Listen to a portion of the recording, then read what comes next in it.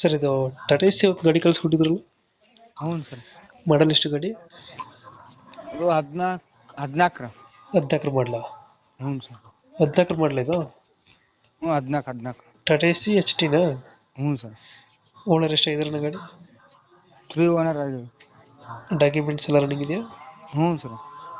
ಗಾಡಿ ರನ್ನಿಂಗ್ ಎಷ್ಟಾಗಿದೆ ಇದು? 150 ರೀ. ಒಂದು 50 ಹೊಡೈತೆ. ಹ್ಞೂ. ಇಂಜಿನ್ ಕಂಡೀಷನ್ ಎಲ್ಲ ಕಂಡೀಷನ್ ಐತೆ ಸರ್.